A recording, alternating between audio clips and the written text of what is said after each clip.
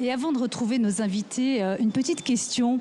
Quel est le mot que les Rwandais se sont appropriés du français?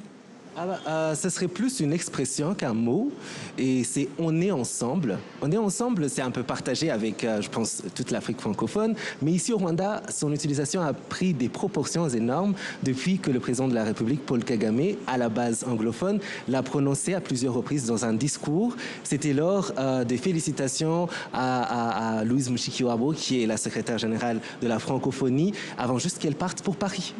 Et justement, ce mot, eh bien, il va rentrer dans le dictionnaire interactif de la DGLFLF, qui sera bientôt en ligne, justement, sur Internet. Waouh, est-ce qu'on peut faire entrer d'autres mots comme ça? Voilà. Mais en tout cas, on est bien ensemble, Oui, et on ça, est c'est tous sûr. là, bien ensemble. Oui, justement, est-ce qu'il y a peut-être un mot que j'ai raté, Ariella? Je dirais qu'il y a beaucoup de mots que les Rwandais se sont appropriés, mais qui sont aussi traduits en Kinyarwanda. Vous allez peut-être rigoler un peu. Il y a le mot saligoma, ça vient de salgama. Est-ce que vous saviez ça? Atome. Il y a aussi un mot, en fait, Kigali et le Rwanda en général est beaucoup plus célébré pour sa sécurité notamment et sa propreté. Mais en fait, la sécurité est garantie grâce à une pratique qui est moins connue que sa sœur, le Muganda, mais qui n'est pas moins populaire, qui est Irondo, et c'est dérivé de la ronde de nuit. Ah! Voilà. Ariella, on va parler 2 minutes de francophonie, puisque c'est quand même le lieu ou jamais pour en parler. En 2010, le Rwanda avait pris ses distances avec le français et aussi avec la France, et de facto avec le français, en arrêtant l'enseignement du français dans les écoles. Depuis, eh bien, le français est de nouveau enseigné. Comment vous expliquez cet amour, un peu cette relation, je veux dire, à la je t'aime moi non plus?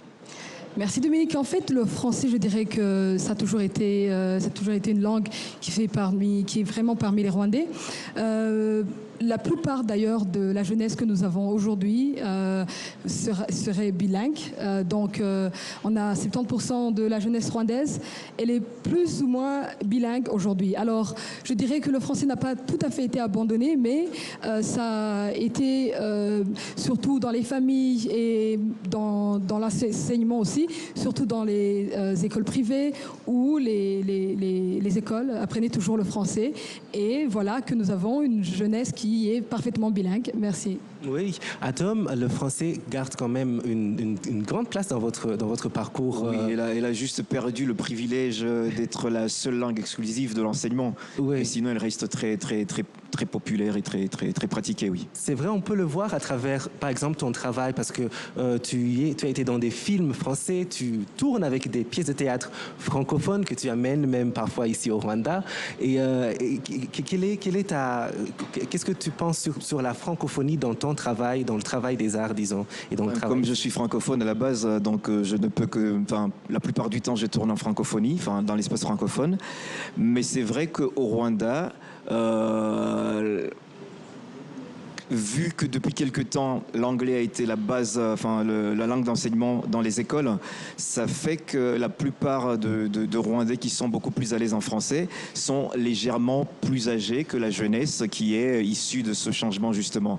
Et donc, du coup, je m'attends à ce que quand je ne joue que seulement en français, eh ben, la moyenne d'âge sera un peu plus élevée que d'habitude si je joue en Kinyarwanda seulement ou en français ou en anglais.